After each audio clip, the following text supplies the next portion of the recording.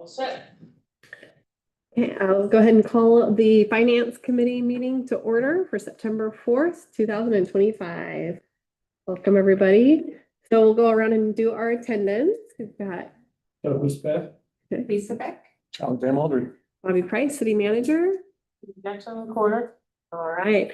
Any announcements or correspondence that we would like to comment on? All right. Citizens' concerns? No. Okay, so that brings us into our new business, and this is something that we had touched on a little bit in our August meeting, and that is the Urban Renewal District. And we all kind of went away with a little bit of a research project on hand, and I did get some documents back from Charles that I added into the agenda here, both the frequently asked questions on urban renewal districts and a flow chart that he put together based off of that information. Did either of you find anything in particular, or if anything out of those documents that got you excited about urban renewal districts? It was for me, it was just self-education and up to speed. It'd be nice to maybe see something that's already in place if you have documents with the city. I bet we could find some documents to send out that were used when we put our existing urban renewal district in How long place. ago was that? 20 years ago? Expired 29. 2029. I actually am not sure when it was put. I feel like it wasn't. Yeah, probably 2016. Probably 20 years ago. Yeah.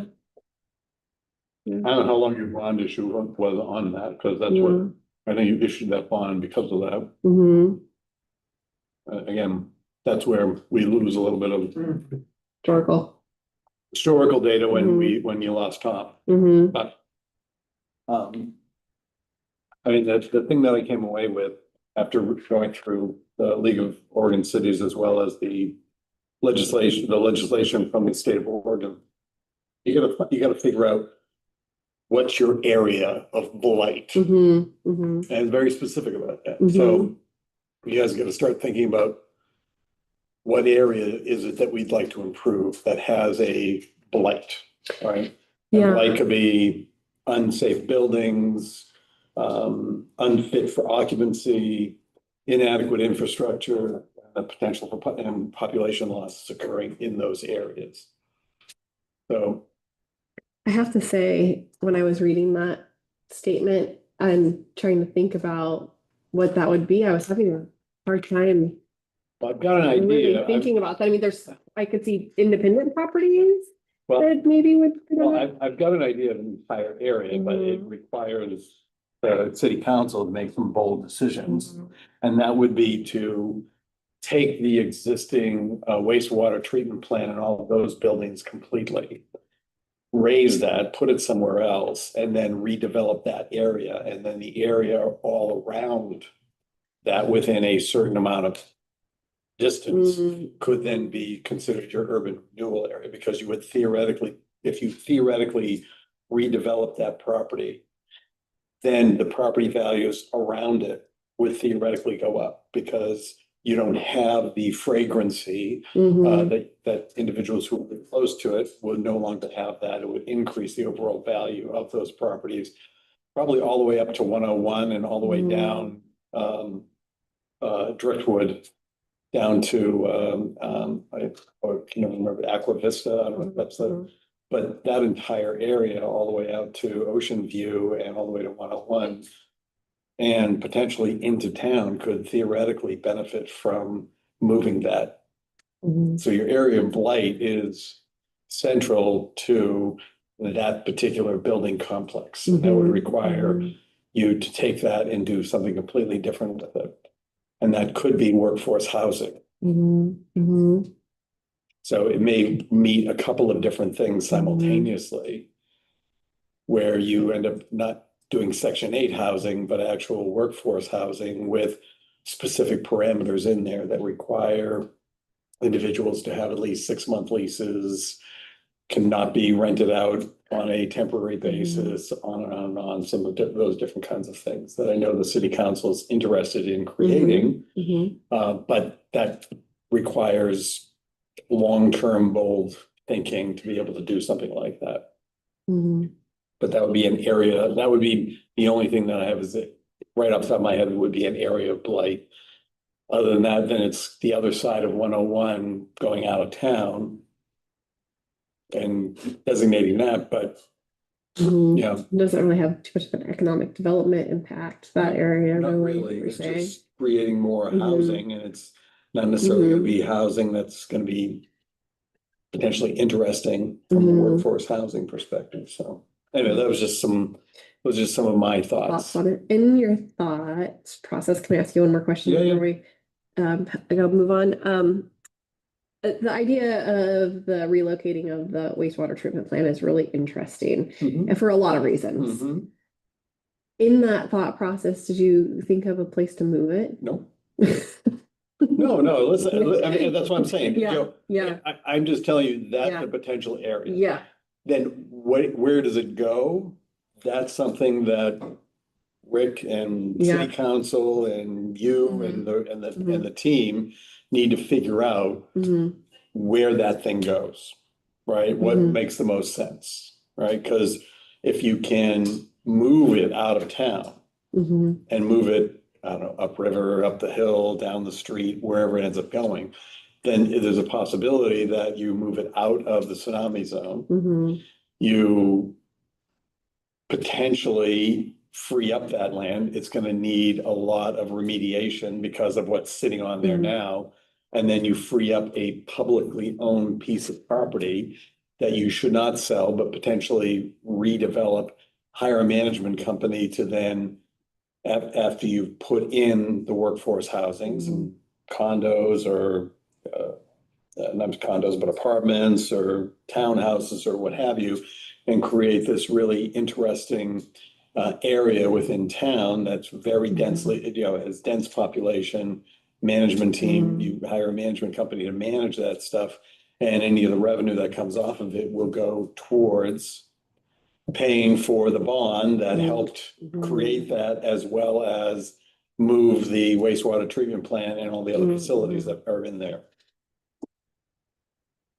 You brought that up last meeting about defining it being obviously in this mountain. The worst thing that could be, when. Yeah, I mean, it potentially have a lot of wins with that particular idea, but that's ultimately gonna require city council and the mayor to make bold decisions with that. And the amount of buy-in you're gonna need to get from the citizens is pretty high.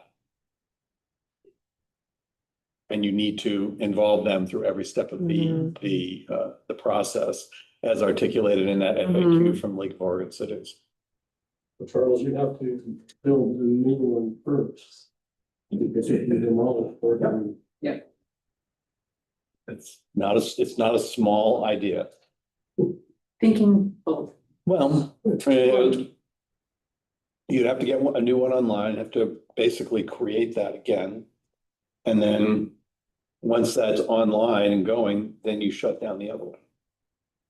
Raise it, mediate the site, and then build workforce, we'll call it dense population, densely populated housing.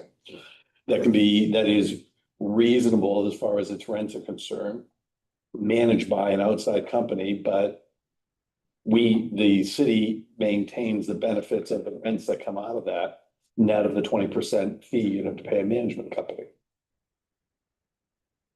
And so many people work at various places and having it be centralized. I mean, obviously, in theory, it's a wonderful idea. It's just a huge undertaking.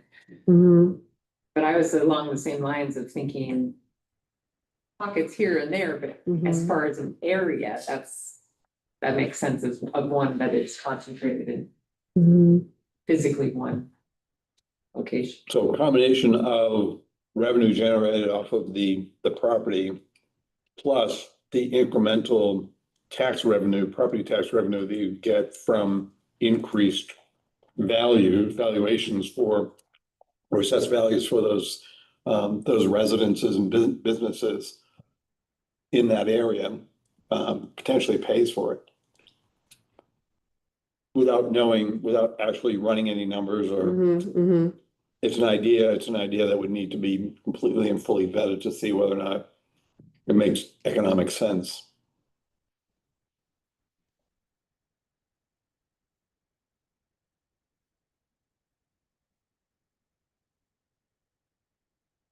Yeah, go for it.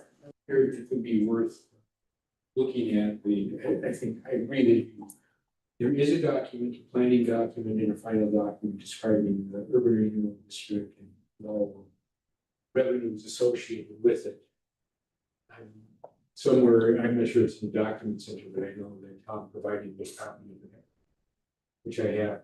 But it's worth thinking about the shape of our current urban renewal district, which is, it does have to be contiguous, which it is, but it's very long, skinny shape with lots of offshoots going on. And when you think of it in terms of blight, it's kind of blight to be described. And I was just looking at our ordinance, for example, one of the blights that would be considered to be a lack of a sewer service. So the blighted areas included going up the hill to Blackstone because they didn't have sewer service when they were defined. So blight, I think, at least in our case, had been pretty defined. I mean, what's your knee-jerk reaction to this idea of? $33 million or something to build a new plant. Yep. I mean, the ideal location and thinking long term is to start moving our infrastructure out of tsunami zone. Moving your wastewater plant uphill is difficult. You should want your wastewater plants to be downhill from the origin. So if there were another spot, I certainly would consider it. I think my initial knee-jerk reaction would be to think about other areas that we would consider. Again, that's from my perspective, I think us coming up with what those are, I think that's not necessarily within our purview as the finance committee is as much as it is. You know, this is what we need to do to get a new urban renewal district, and then I guess our role would be then to figure out whether or not it's financially viable after it's identified what is the blight. But I don't think it's within our purview to determine what is the blight area. I think that's a larger question if you wanted to create a new urban renewal district for the city council to be taking on that role. Imagine that the whole thing was done with.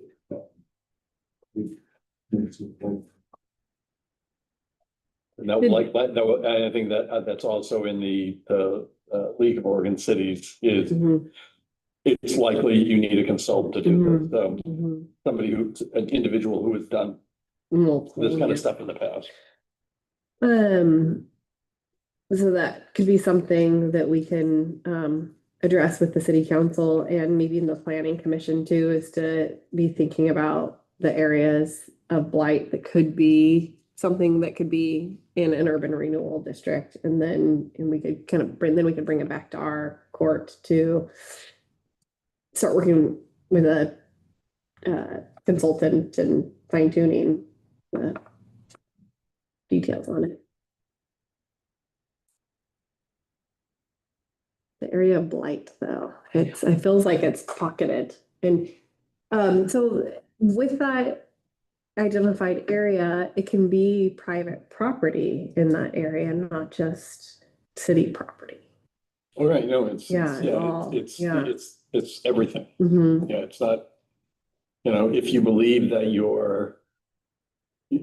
I'll stay with the sewer treatment plant or even the water system, right? If you believe your water system has some significant questions as far as its viability is concerned, then the entire town is an area of blight with respect to that failing. So you can then say, okay, well, this is an urban renewal district. We got to figure out how to pay for this. to be able to do, to upgrade our water facilities, our water availability, anybody who is serviced by the city of Yahats as far as water and sewer is concerned, that the entire city is now part of the blight area. But that's up to Yeah. a consultant to be Yeah. able to articulate that Right. well and be able Right. to sell that to the citizens of this Mhm. city. It's just my thoughts. What are your guys' thoughts? This is an old water treatment. It's being Mhm, What's the estimated life on that plant like that? It's like 25, 50. 30 years. Well, our water treatment plant, our wastewater treatment plant operator says it's got a good 50 years in it. If we keep up with all of the maintenance as we have done a really good job with our maintenance, but it's 25 years old now probably. And our loan is just almost paid off on it. We have been very diligent about keeping it up. And I mean, there's definitely things that have deteriorated in that 25 years on it that have had full repairs and that lifespan. But if all things were constantly and, fixed as needed, it could keep maintaining, the bones of it could keep maintaining for a long time. However, that's not going to ever take it out of a tsunami zone. Mhm.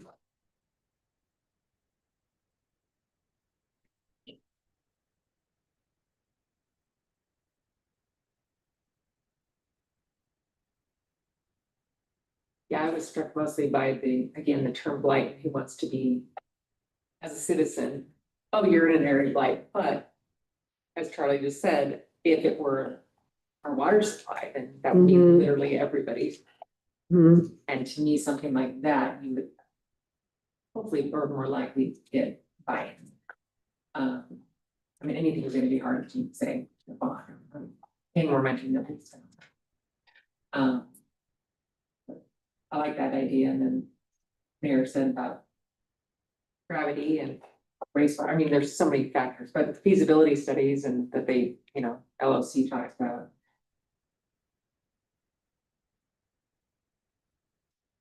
Nothing stuck out to me, Mhm. Mhm. again, other than little pockets and then, Mm-hmm. Kind of similar to what you're saying. For me, when I was reading through it and thinking about the blight, I kind of had the same knee-jerk kind of reaction to what that means. But hearing that kind of analogy of it makes it like, oh yeah, well, that absolutely. Yeah, Would be. it's potential, it's, obviously, Yeah. if you lose your water, You are, you yeah. lose your water availability, you're gonna have population loss, you're gonna have decreases in Mhm. your property values, and so, yeah, it's not going to Mhm. die tomorrow, but we're also not gonna have a tsunami tomorrow, Mhm. right? But it's at some point that, that has to, we can't be constantly struggling with, okay, where are we gonna get water? Where are we gonna get water? Mhm. Oh, it didn't rain that much this year, right? It can't be, you gotta keep looking at different alternatives. Well, and that kind of goes to a question that's been also circulating is, we want to identify more housing options, especially affordable housing options, but then, and we have this Cascadia Partners project going on with housing and code and densification. But then we do have a limited water supply also. So that kind of combination. So how do we work on Right. maximizing that water Right. supply for the houses that we want to bring in? Yeah, kind how of many- thing. how So many- maybe all of the houses, we can all be white because we need more water to bring in more housing. Yeah. Because it's not adequate to meet the housing needs of the community. Of whatever you believe your future Growth, yeah. growth is gonna be. Mhm. I don't know, I just thought that whole area there on Seventh Mhm. Street, like, wow, it would be great if this wasn't this. Mhm. And it was a lovely little city townhomes, a nice little park in the center and, kind of a a link with the green space in Mhm. town and Little shops down below. yeah, apartments just, above. this would have been, kind of just was like, Yeah, it's interesting. yeah. I see the Whether or vision. not you want to go and spend the 30, 33, 25 million, whatever it is to find property and then build it. And then float a loan during that period of Mhm. time until you are able to actually generate revenue off of the property that now needs to get raised, remediated as far as, I'm sure there's Mhm. some things you gotta do to a wastewater treatment plant before you put other people living on it. Can't imagine. Anyway, I just wanted to make sure that we, Mhm. at least I sent you something with respect to the URD, since you did ask for that. Yes, thank you. Towards the end of the last meeting. Yeah, perfect. Thank you. I think, the next kind of order of business would be really trying to figure out what that is that we need the URD for. We know that we need the URD because in 2029, our current one is going to be expiring. But how are we gonna make the plan for the next one? What's that gonna be? And I think you're right, it needs to probably have some conversation that the planning commission and city council to set the direction and Yeah, then I put it think together. that's where it's gotta start, Mhm. and then the financial viability of it, I think, Mhm. comes to us, and we're Mhm. happy to opine upon that Mhm. and do some analysis based on your direction. And working with a consultant, but I don't think coming up with a URD Yeah. is this is where the source of it is, but I think it's something that city council has gotta have some courage to wanna do versus having it come from a Mhm. subcommittee. And I know it's been talked about, I heard it from somewhere about a new one or renewing, and maybe I missed it in all the Oregon cities. I didn't see anything about renewing a current one. I just know I've heard that from a couple, like a new one or renewal. I don't know. I haven't heard the renewal as an option and it didn't jump out of me either when reading, but do you see anything about renewal? Came from somewhere.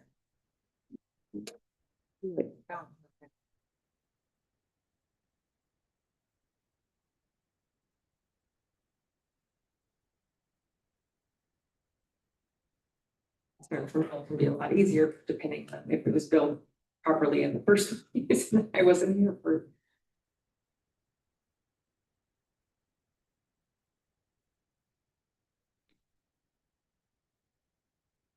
In the state of Oregon, you cannot renew an urban renewal district in the traditional sense, but you can effectively extend its lifespan and modify its financial capacity through a process of substantial amendment. The process is governed by the state law, ORS Chapter 457, and involves approval from local governments. So it looks like you can extend the life of a district.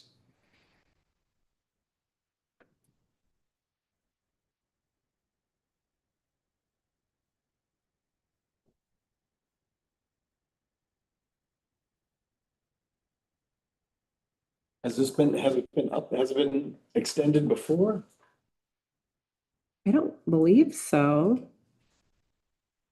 You gotta go back to the original documents and Mhm. figure out what was the initial life.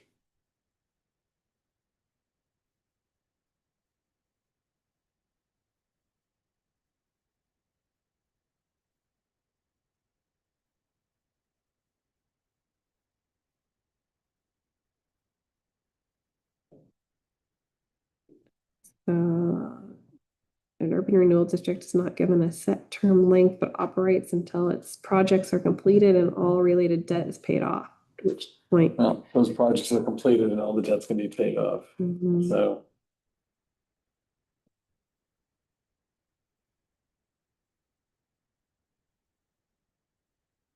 In practice, this means the district can be extended by increasing its maximum indebtedness, which gives the urban renewal agency more money to spend on new projects. This is the most common way to extend a district's active period.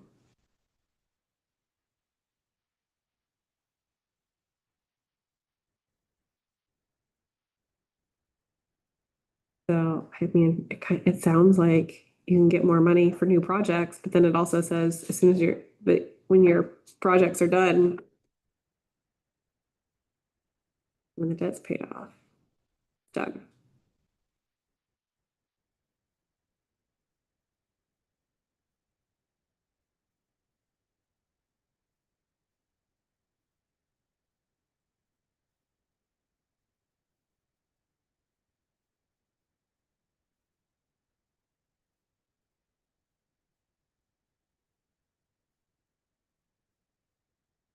In 2023, the city of Eugene voted to amend the downtown urban renewal plan, making an additional 50,000 million, or excuse, 50 million available for new projects.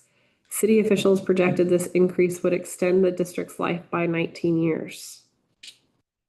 So they voted to amend it and got more money to continue on projects, new projects.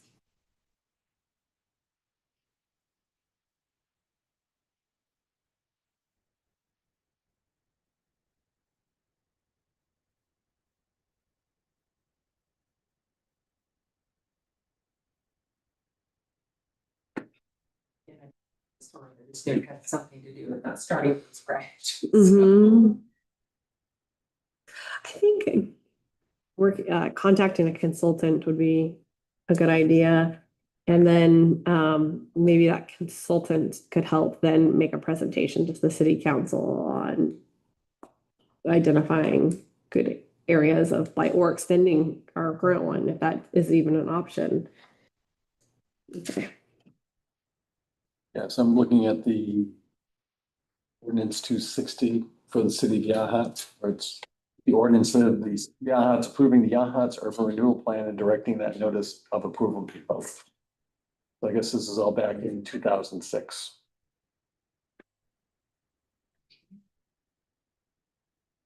August 22nd of 2006. Yeah. It's pretty close.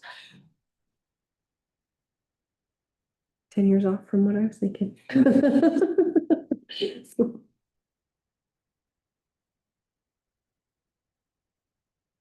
That was on the city's document center. Yeah, it's just this ordinance 260. Hmm.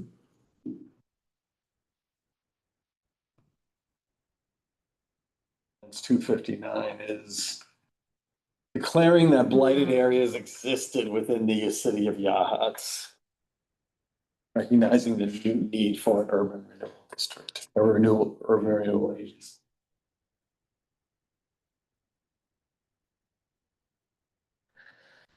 Wonder if this could count for the north end of the whole north end of town. Would that could use sidewalks, or the south end of town that could use sidewalks? It's blighted because it's unsafe for pedestrians.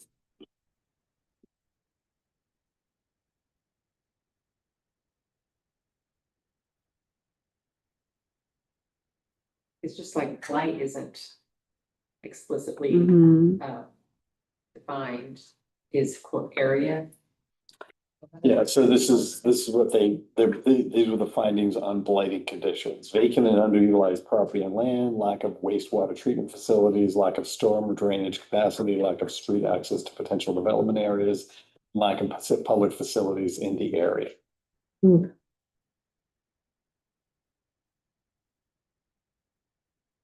This all seemed pretty right.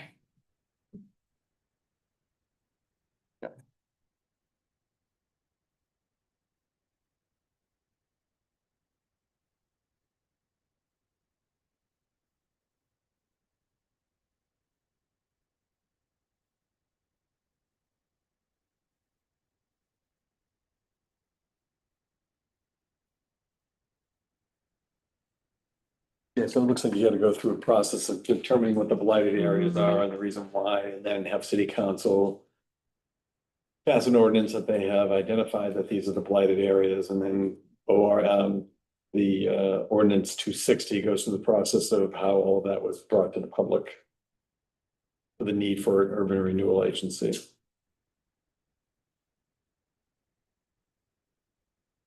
So I haven't been able to find the plan in the documents yet, but you said were you looking?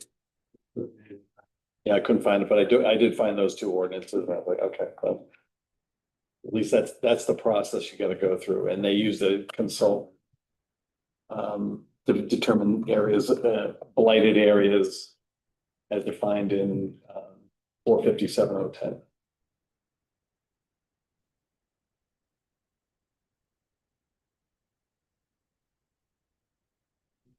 Think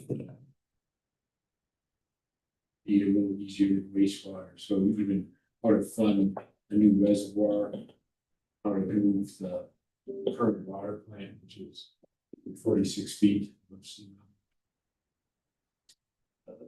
And the extending just kind of intrinsically has more appeal to me because some substantial amount of the areas, especially on the north side of town, have not changed, not been developed in any way. So they meet the same conditions now that they did in 2000. So maybe something to consider. But other areas I think we need something. What's it gonna look like? Are we gonna use do a bond and pay off the bond as we're doing now, or is it some other mechanism that gets us the cash we need up front? I understand the interest in being able to sell a water project versus wastewater project. I understand that, but by selling wastewater project, you free up a lot of land. Right. That you can then potentially generate revenue from that piece of land. Whether you outright sell it or whether you develop it and then create housing that has a revenue stream that you will have for 20, 30 years. Right, so I just not asking you guys to become landlords, No, I understand. right? Yeah. But that a revenue stream off of that highly very dense housing. I think you could make an argument that not only will it take up care of paying off the building of those houses, but it would also do a good job of paying off the indebtedness of a $33 million plan over a 25-year period, depending on how dense you make it. Because I think even at a reasonable rent, I think you have to run some financial projections to see what it would look like, but I think there's potential there. If you can keep your occupancy level at 70 to 80%, given whatever reasonable rents at 25% below market would be, and taking out a 25% management fee, you could probably project out what that revenue stream would look like and how that would be able to offset and pay for not only a new wastewater treatment plant, but for the building of all those units. So I consider, I mean, the water one, everyone would be going, yeah, let's do it. Right, wastewater, that sounds really expensive. Mhm. Yeah, it is. And most of you are probably not gonna be here when it gets built. And that's always the hesitancy when you're dealing in a retirement community like this, right? Why should I have to pay for that now? I'm not gonna be here in 10 years. There's a lot of it. Of course, there's a lot of that. It's not about it's not about 10 years from now. It's, But now, you're trying to create something for what's gonna happen 25, 30 years from now, irrespective of whether you're alive or not. Doesn't really matter. Mhm. As you said, the revenue would continue beyond, once it's paid off. I mean, that would be Mhm. that would A be. revenue stream. Revenue stream. That's a revenue- in perpetuity. That's a revenue that will not go away. Mhm.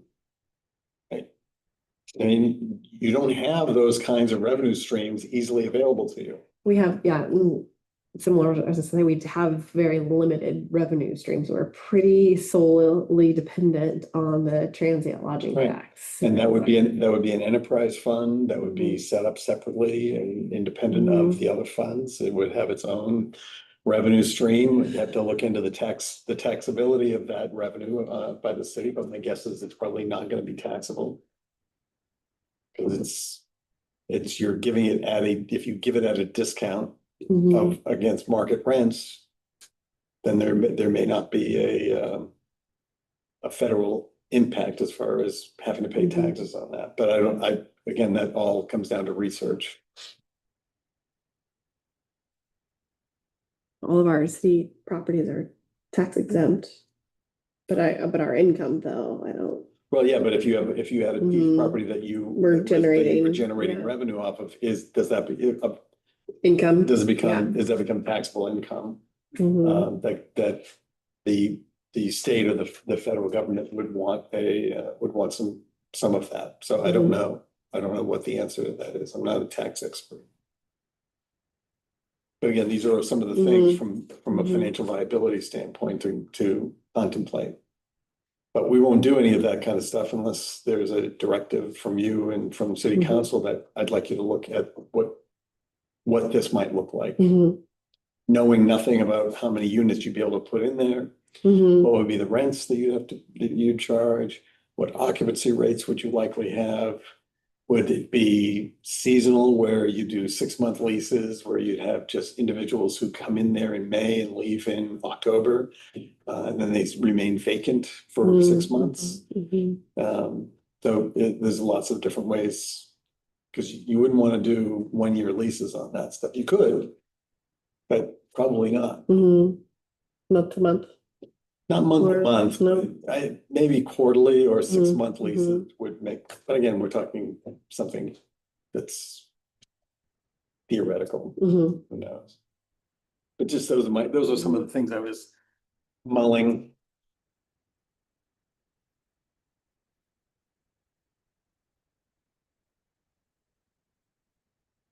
Well, I will put out an email to my city managers listserv and see if there's any consultants that are recommended.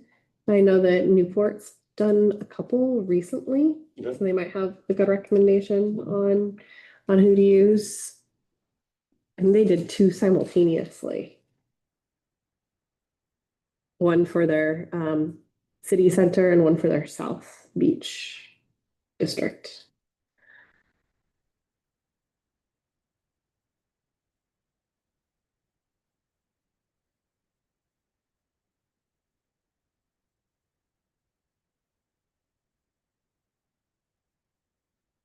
Is there motivation from city council to want to do one of these?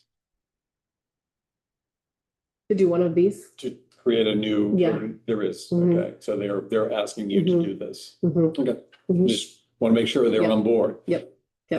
Okay. Yes. Okay. Well, I think we've got like some good conversation going there and a good direction, good conversation.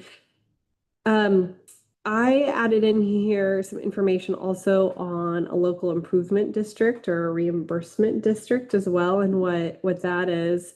We have also done a LID in Yachats. This would be, I think, the second if we were to do another one. Looking at this as an option, know that you've heard of the street fee that we've discussed, a $10 street fee on each utility bill each month. And that would be for streets and storm drains throughout town, and it would be saved and used for those specific projects. As I was, Dave, I noticed is online. He might be, and so is Rick. They might be able to speak a little bit more to this. Dave and I were looking at this map when we were talking about streets and areas that need new sewer lines, and we included that map on this. It's the Quiet Water Pump Station map. And this is, I included this one just because it's the one we were looking at when we were discussing this as an option. So I give you, so you see Yachats River Road on the left-hand corner. And then there's the streets that go up from there, Horizon Hill, and up into those Cedar Avenues, Spruce Avenue, all up into that hill, those streets, into Loma and all of those, that is the area that we were looking at is where the streets have the um, biggest problems. That's really the biggest problem area with streets and storm drains and also lack of sewer lines. And thinking that maybe a local improvement district would be a better option than a street fee because it really is this neighborhood that is going to be the most affected and benefited from the work that's going to be done and or needs to be done. The streets are in the worst condition in that area. And it's because of their traffic that's going up and down those streets and the garbage truck and everything that's happening up there. So the purpose of that local improvement district is to really support that area, that direct area where the properties are being benefited by the work that's being done. So they're paying into that work directly. This is something that the mayor mentioned as an option, and I think it's a pretty good option. David, did you want to speak to that a little bit, or Rick? Hi, Dave. Yes, hi. Yeah, I'd like just to mention just a little bit. You know, 9th Street's getting paved on between the 10th and the 15th. All of our this year paving is scheduled to be done between the 10th and the 15th. And folks, that'll complete the 2 years of our worst paving that's needed or so. But what's coming up next is that Spruce Street, the straight up to Horizon Hill. That street is our next bad one. But now, as Bobby had mentioned, up on the top there of Horizon Hill, and coming down like on the map, a few inches down, that's becoming our worst spot. We are paving one patch on Horizon Hill that's like $7,000 or $8,000 by the pump station or by our 10,000 gallon reservoir. And that's just that little patch. But we have these other thoughts about sewer lines and improving water lines up there and so on. That road up there on Horizon Hill, it's getting worse and worse to a point that my estimate is probably within the next 3 to 5 years, we're going to have chunks of asphalt coming out and so on. And that's gonna be expensive paving up there. And Spruce Street and the paving on Horizon is now going to be at the top of that's the cream on the list of repair roads and so on. So I just wanted to throw that out there that's going to be expensive stuff. And most of the people that go up there are the people that live there. So would that go all the way down to, would you also is that King as well, that needs to get done? No, it doesn't go to King. It's just on Horizon Hill. There are parts on King Street. Those are lower level paving project. The priority's lower level. It's just segments of Horizon Hill that's getting really bad. So Spruce up to Horizon Hill, basically just look at that entire the entire length of road. Well, there's still good patches of Horizon Hill in there. There's just some long sections. Some of it's only half the road needs to be for like 100 feet or so that needs to be repaired. So it's segments of Horizon Hill. So of the piece that you're doing, that $7,000 to $8,000, how long of a piece is that as far as linear footage? I would think that's going to be probably maybe it's possible it could be a 30-foot square. That's going to be across the street, though, a square there. But I think that may include a partial corner right there. Okay. So the rest of it, though, up on the lower part of that, if you're familiar with it's that second hairpin turn on the north side of Horizon Hill. From that point down, there's only segments of like maybe 100 feet, 10 feet wide on one side of the road. That's bad. But when you go above it, you get around that last smooth curve before you go straight up. That's where it starts getting real alligatoring and cobblestoney looking stuff. So yeah, it's mostly from the north part of that second hairpin at the 10,000 gallon reservoir or so. And then, Dave, you also said that there's sewer lines that would be needing to be Well- added and water lines up in that area. Correct. That's if the city decides to put those in, or however that decides to get financed or so. But if we put sewer lines in, well, then that should be put in before the paving. They're not serviced by water and sewer up there? There's some that are, so water is up there, but there are some that are on septic up there, and there are the few that of septic in the town left Up are up there. okay. And we've been looking at how to go about getting sewer lines provided. So when we look at that, what he just described as far as that length of road, how many residential properties exist on there that would be put into the LID? And then given the amount of cost that it would take to improve that district, what is their average cost per residence? So that I don't know, but I did see that that is identified on one of the first steps to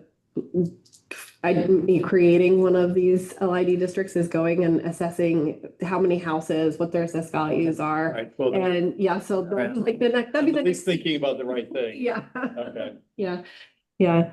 So I think that would be one of the next steps, is really identifying those pieces to the puzzle. Yeah, because I don't think there's that many residences Yeah, I don't. on there, and that sounds like if you're only dealing with 30 square Mhm. feet or 30 linear feet of asphalt, and that's costing you Mhm. $6,000, $7,000, that's gonna end up becoming a very big cost per household to do that. Mhm. So it may end up having to be cost shared with the city. So Mhm. while you may end up having a improvement district, right? It may be, we need you to, we're gonna improve this.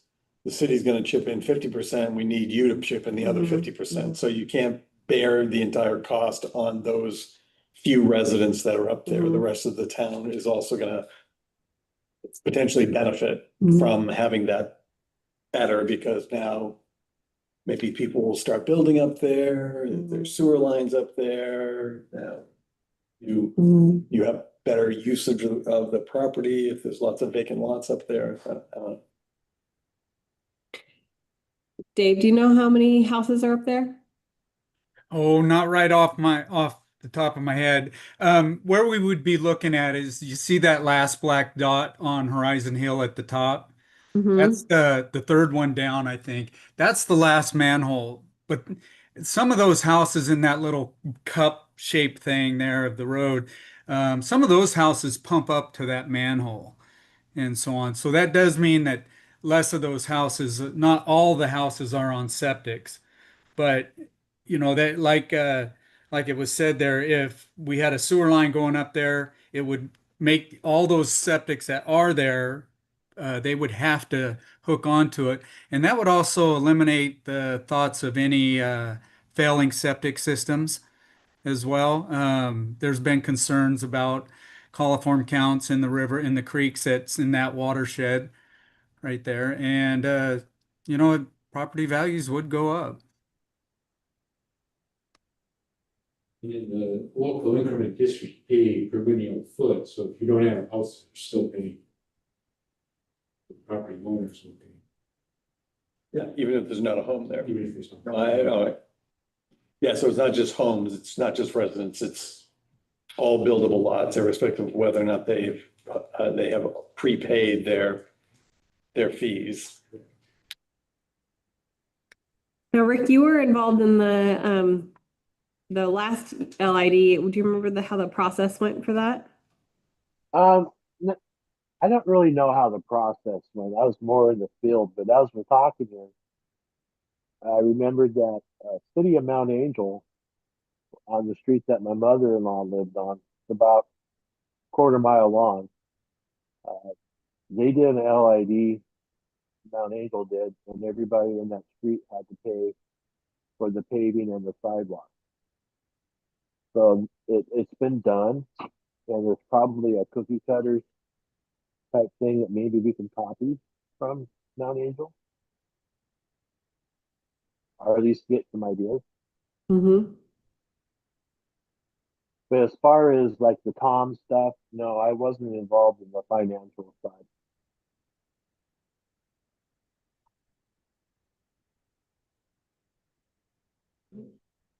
You, Chair, I have a question. I hear from citizens on the south of the bridge, Green Hill and those areas, and their streets are in poor shape. Is that on your priority list at all?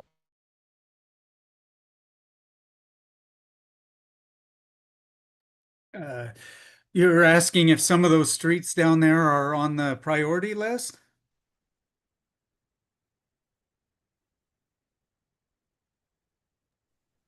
I think he said Green Hill, Dave. Okay, yeah, Green Hill's not, that's been paved right there. The area around Green Hill, if we're talking like Overlook and the rest of Crestview, no, those are not on the priority list. But we just paved the worst part of Green Hill that was there.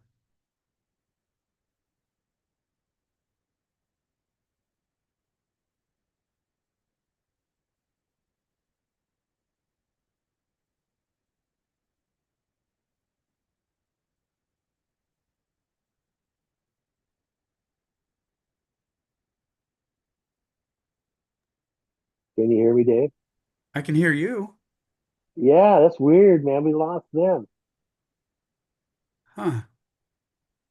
Was he asking about Green Hill? Uh yeah, he was, but I don't think he knew it was paved yet. Oh, okay.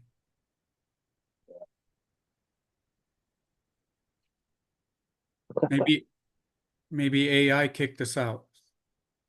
Well, Read AI is still, huh, maybe we gotta sign out and sign back in. Okay, I'll give I'm that. gonna do that. Okay.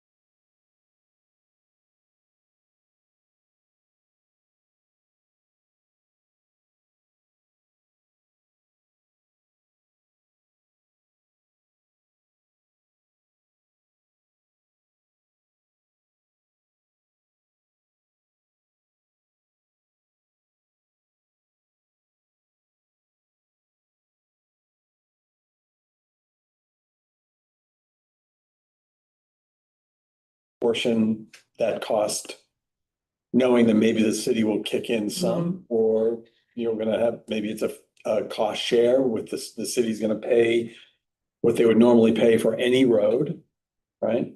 And this is gonna be an upgrade to what you're normally gonna get, and, but again, that's something that the city council is gonna have to, what is politically appropriate? What is going to be able to be sold politically? So what's the cost? How many residents, how many lots do we have on each one of the projects? And then we can figure out how we want to apportion that, whether it's based off of land value or land and improvements. Come up with a laundry list of what every lot would end up paying for these things, and create and go through this step that's here in section 304 of the creating a local improvement plan. And then going through and doing special assessments on those particular properties.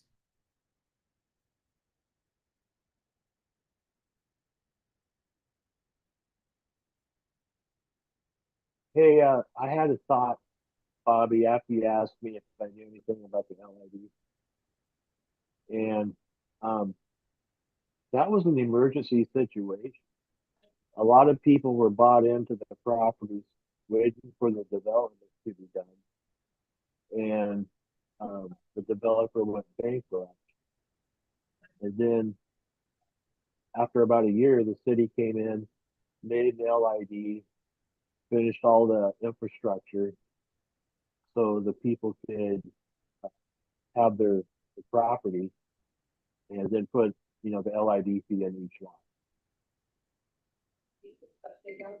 So that's all I know. Dave, are you online again?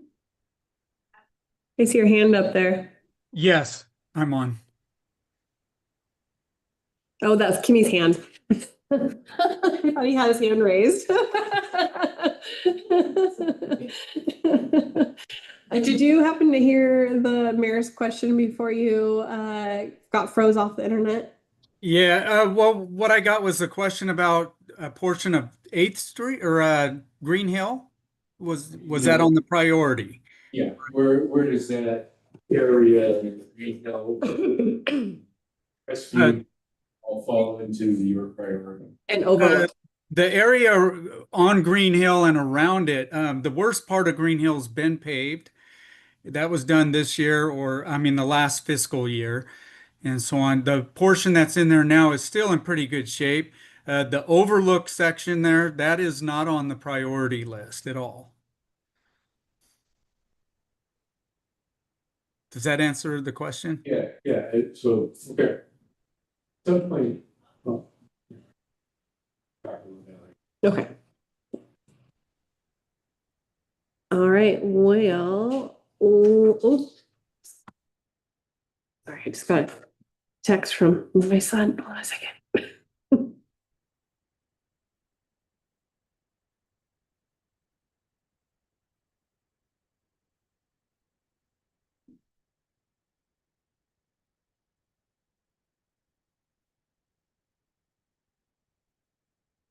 Okay. Okay, so on the agenda next, October meeting. yes, October meeting. So we will be gone at the League of Oregon Cities conference during that normal meeting time.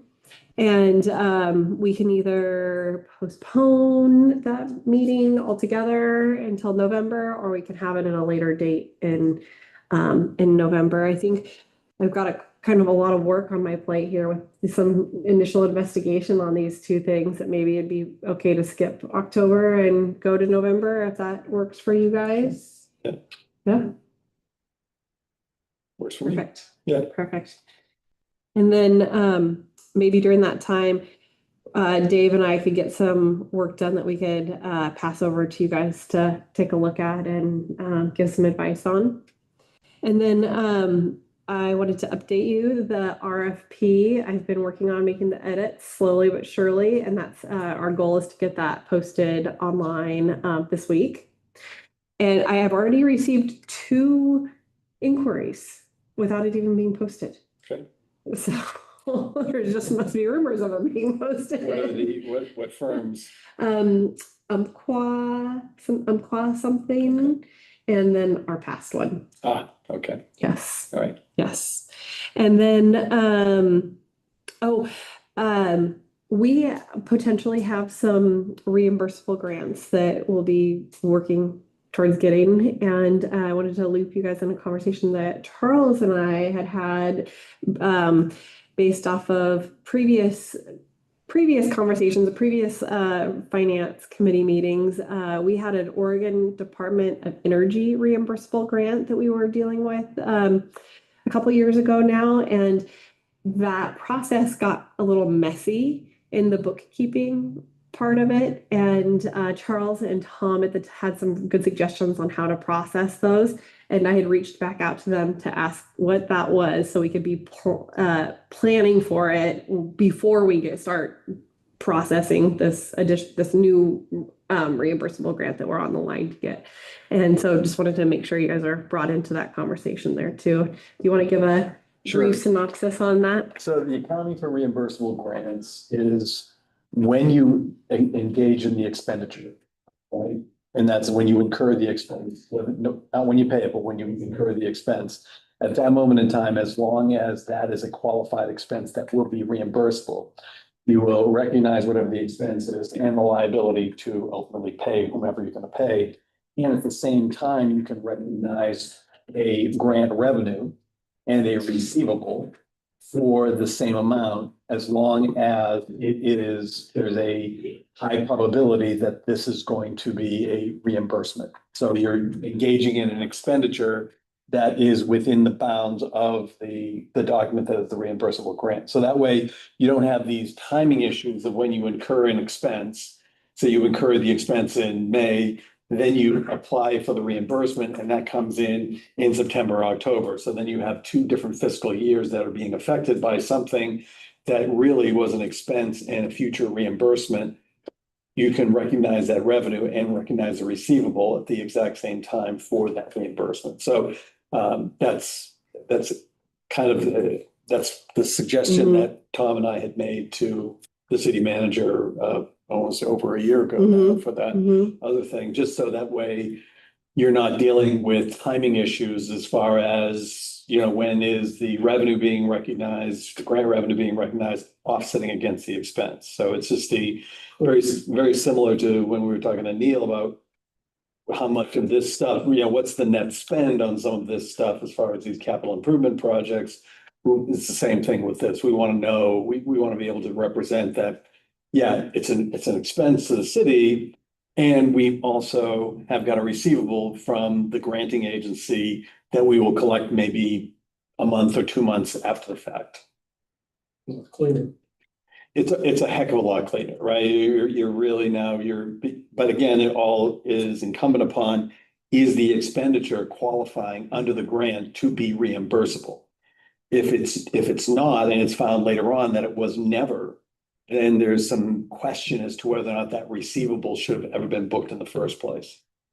So then it calls into question as to whether or not we should have actually done that and not have recognized that revenue and that receivable at that moment in time. So it's going to be important to make sure you're following whatever expenditures you're doing and believing you're going to get a reimbursement. It has to be a qualified expense within the grant document that would ultimately be reimbursed.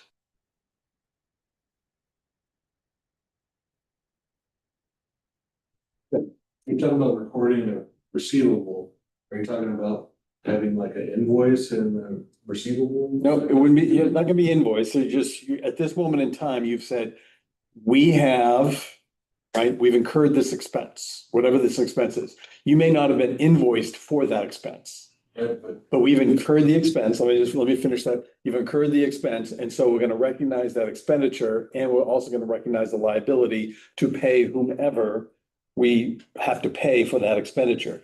At the exact same time, if you believe this is a qualified expense to be reimbursed, you're now also going to recognize an asset, which is a receivable from whoever the granting agency is. And the other side of that transaction is grant revenue. So you've got the expenditure, say it's $100,000 expenditure, and you're also going to record a $100,000 grant revenue. So that way those offset because they should, because it's a reimbursable grant. And what you've got is you've got a liability to whomever you have to pay the money to, and you also have a receivable from the granting agency for that same $100,000. So everything nets, right? But you're doing it in the period of time when you believe, right? Because under revenue recognition, you've got to understand what's the contract, that's the grant. You've got to understand what's the deliverable on that revenue. That is generating the expense that is ultimately going to be reimbursed by the granting agency. And you believe that you have executed your part of that reimbursement, such as this is a qualified expense for that reimbursement. We've delivered on our part at that moment in time. You can then recognize the revenue for that grant. You may get paid, and then you've got to go through the process of actually applying, sending the documentation to the granting agency and waiting maybe 2 months, a month, whatever the time frame is for them to send you the check. This way you don't have an expense that you're incurring in March and you get paid the subsequent October, Mhm. right? So we mark. Those cash flows may still happen in that way, but everything got recognized in March, right? The expense get recognized in March and the revenue gets recognized in March. So in March, you have recognized a receivable for what you're ultimately going to receive. You've recognized the revenue and you've offset the expense with that as well. So your net spend on that is zero in March. Typically, is the granting agency communicative about what is and what isn't? It should be in the grant contract. Mhm. It should, yeah, I mean, and so whatever they're doing, that has to be within, you got to go back to the contract, right? So the granting agency is contracting with you to do whatever the thing is that you're doing. If it's a gray area, though, are they helpful? Well, I wouldn't know, right? Because Usually they are. Yeah. Mhm. Yeah, so again, you may have to go and do a little bit more investigation with the granting agency to determine whether or not this is going to qualify as a reimbursement. Mhm. If you believe that there is a low I would be venturing anything less than a 90% likelihood that you're going to get reimbursed, you shouldn't Mhm. recognize that as Okay. grant revenue. That's the most conservative way of Mhm. looking at it. I wouldn't go with a 75% probability. I'd be Okay. looking at, there's a This is definitely- greater than 90% chance that we're going to get reimbursed for that. That's good, Mhm. right? And just Mhm. document that you've had that conversation with the granting agency Mhm. or you've had conversations with whomever. And this is the support Mhm. for recognizing that grant revenue and that grant asset, Mhm. grant receivable asset at that time. So as long as you've got at least some documentation while you're doing it, Mhm. and that's supported in the file, you'll be okay whenever you have the auditor come in and take a look at, well, let's see, what's the basis for these receivables from the granting agency? And here's all my documentation. Mhm. So that way you at Mhm. least have some support for it. Mhm. But I think 90%, again, just be conservative on that. I think Mhm. 90% probability, and again, that's a judgment call on your part. But I think if you're having conversations with the granting agency, if there's any doubt, then you're probably going to eliminate that 90% to get it closer to 100%. Yeah. Before you. Yeah, they're pretty clear. on Yeah. it. I would imagine it would be, and they'd be very clear in the grant document as well. Mhm. And also we pretty much like line out everything that we're gonna be spending in the budget when we apply for the grant too, so it's pretty clear, yeah. You think that accounts receivable module would be beneficial for that? Accounts to module we're not using. Mhm. but we need to be- There you go. Mhm. There you go. Mhm. So I guess that was my thought is not necessarily like a invoice from who we're paying, but who we expect to be paid from. Correct. Mhm. Create an invoice for the Department of Energy that says they're gonna owe us $100,000. Right, and in that invoice, and so in that invoice, you'd say, you're gonna owe us $100,000. These are the expenses that we incurred, Mhm. right? And when you, because you have to send something to the Department of Energy or to whomever, Yeah, that's the invoice you And send to them that's- along with any other support Yeah. documents that go with that. No, let's get that revenue when it comes in into the right fiscal. Mhm, That's mhm, correct. mhm. And that's really the objective. So you don't end up having these grants cross over years. Right, where, oh, look, you know, we got a deficit this year, but we got this money that's coming in. Well, you should have recognized it because you knew it was coming in, right? Because you have done everything you're supposed to do to be able to recognize that revenue at that moment in time. And that is, we spent the money. That's what triggers the reimbursement. Mhm.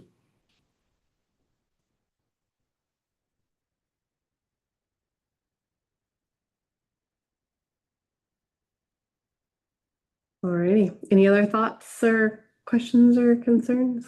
Any other business? Thank you. Process evaluation. Nope, I skipped over that one, didn't I? So I have yet to do anything further on that. Okay. But I'm gonna keep it on here, so it stays on my radar to start working on. Yeah, so hopefully in this next month, I'll be able to get Yeah, some steps just- towards that. I'd select Mhm, a process. mhm. And just make it, you can make it a simple one. Right, just to at least start establishing kind of what we would need to do to be able to assist. And the three of us can work collaboratively to figure out what steps we would need to do. That would include some interviews. Just to try and figure out what the process looks like, do some flow charting. Identify risks within the process, figure out what controls are in the process.